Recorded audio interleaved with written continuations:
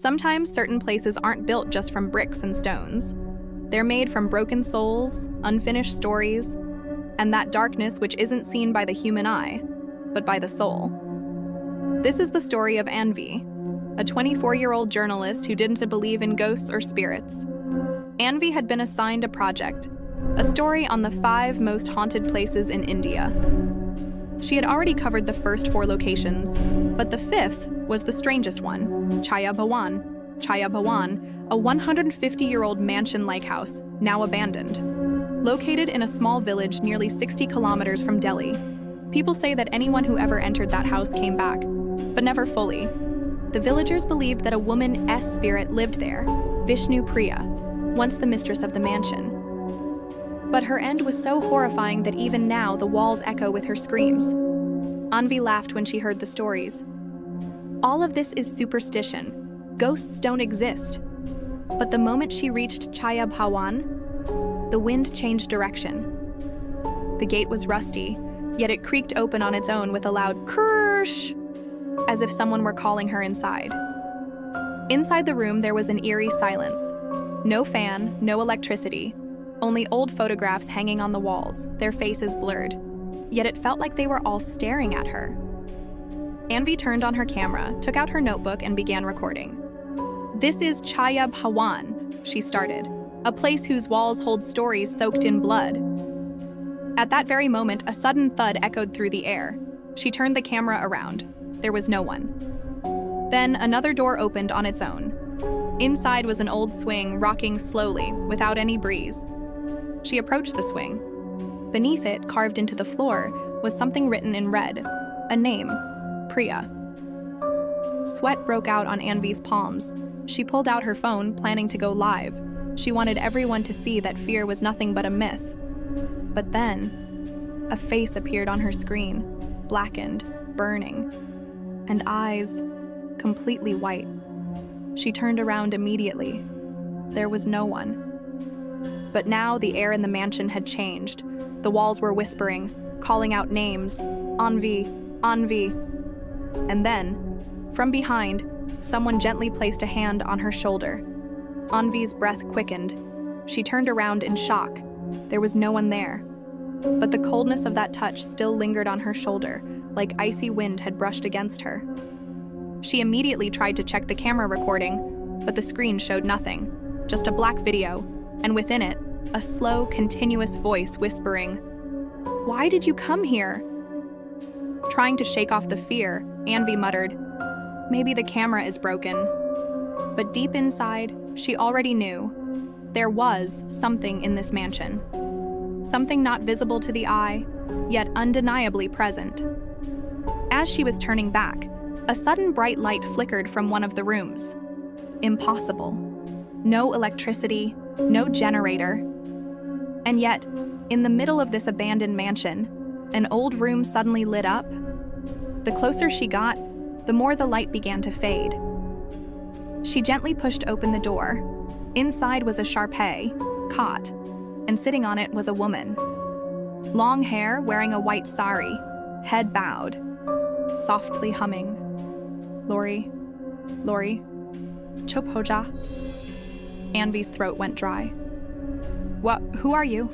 she asked, her voice trembling. The woman slowly lifted her head, her face burnt beyond recognition, half of it completely blackened, eyes sunken, blood dripping from her lips.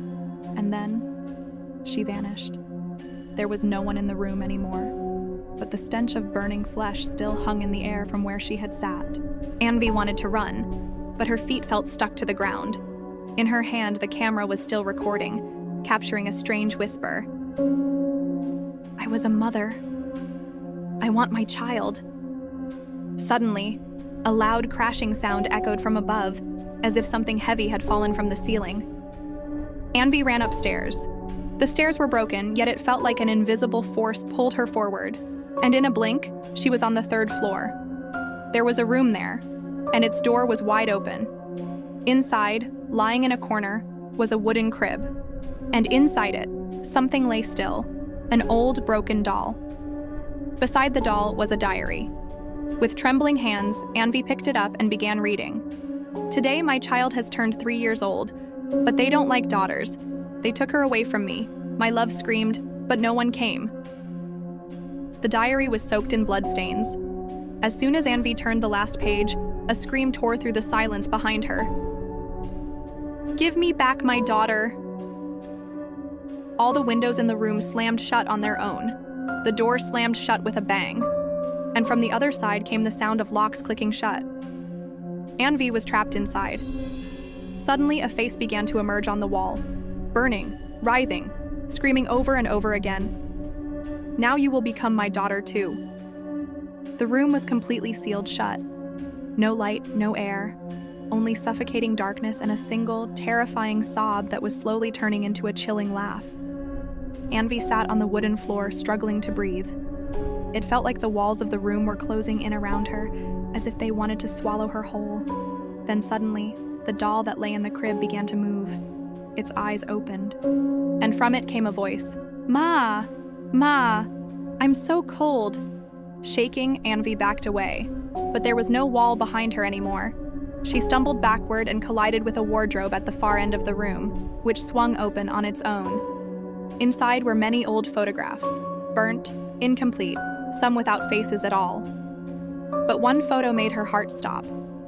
In the picture was a little girl, wearing a white frock, smiling, and beside her a woman Anvi instantly recognized. The same woman she had seen earlier in the room below. Burned face, hollow eyes, Vishnu Priya. Every line from the diary now flashed before her eyes. They took my daughter away from me. They said, girls are a burden. I set fire, first to the house, then to myself. Now Anvi understood clearly. This mansion wasn't just abandoned. It had once been set ablaze long ago. And in that fire, a mother had died. And perhaps an innocent child too. She stood up and shouted, "Do you want to kill me? I'm not your enemy."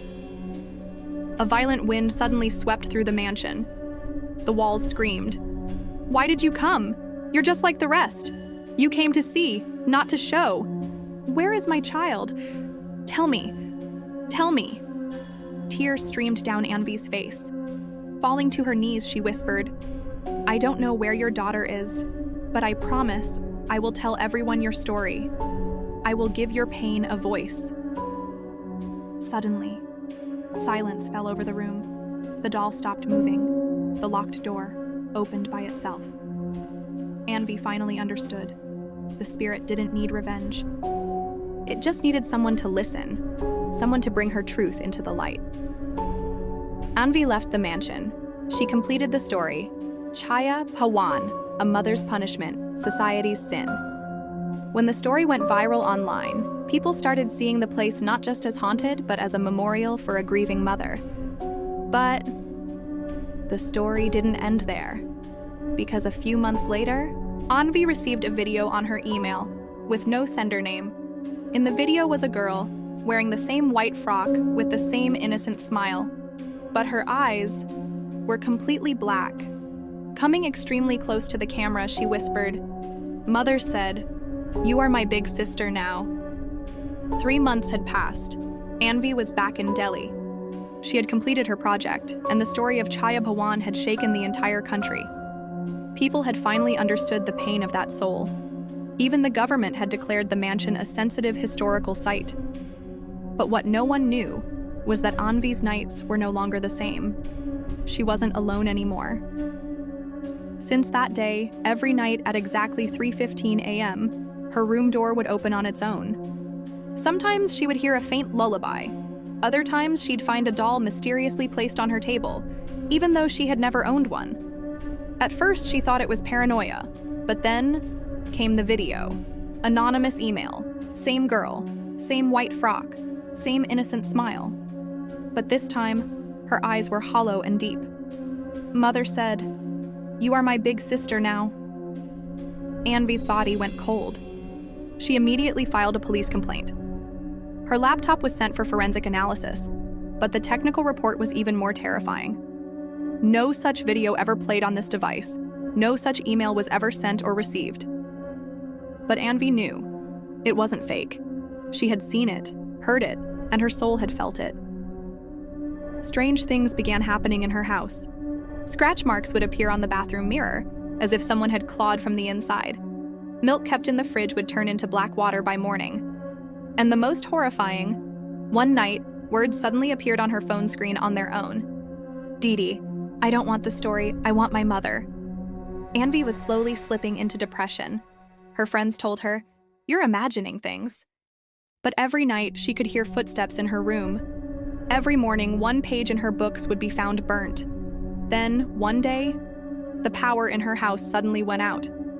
She turned on her phone's flashlight, but instead of lighting the room, the beam revealed something on the wall. A shadow of a girl, small, with messy hair, holding a doll in her hand. It climbed down from the wall and landed on the floor. Anvi didn't scream, she just stood still, as if she already knew. There was nothing left to escape. The girl walked up to her and whispered, "You tell everyone my mother's story, but not mine. I want my story too. Dee Dee." And then the girl lifted her face. One eye was burst open. From the other, blood silently flowed. Anvi finally understood. That mansion wasn't just the prison of a mother's soul. It was also where a daughter's spirit had been trapped. That child's voice had never been heard. Everyone had spoken only of Vishnu Priya, but no one ever searched for her little girl. Anvi made a new documentary, Chhaya Bhawan, the unfinished story of a mother and daughter. This time, the story wasn't just about ghosts. It was about society's sins, a society that sees daughters as burdens, that ignores a mother's cries, that pushes innocent souls into becoming spirits of pain.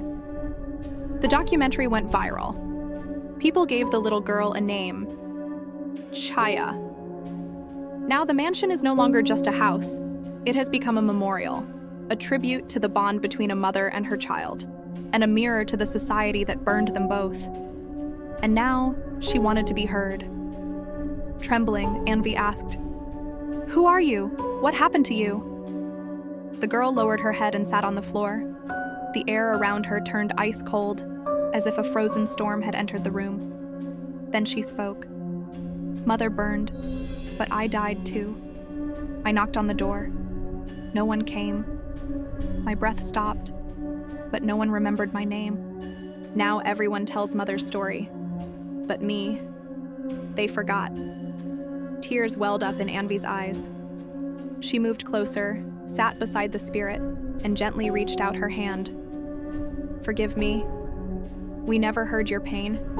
You're not just a ghost. You're a child who had a whole life ahead. Now I will tell the world your story, not just of a spirit, but of a daughter." For the first time, the girl smiled, softly, innocently, brokenly. Then she stood up and slowly began to step back.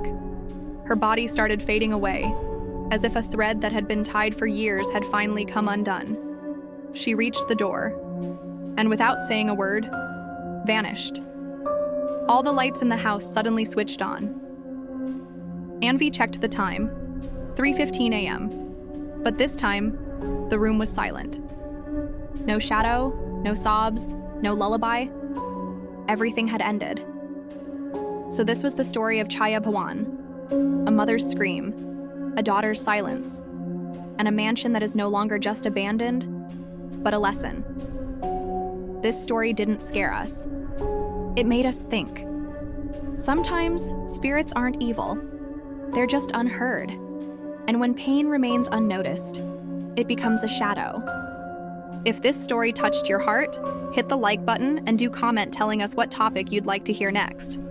And if you too are a fan of real or fictional horror stories, subscribe to the channel now and press the bell icon, because next time, we'll take you to another terrifying world, where nights grow longer and stories darker. Till then, sleep well, but not alone.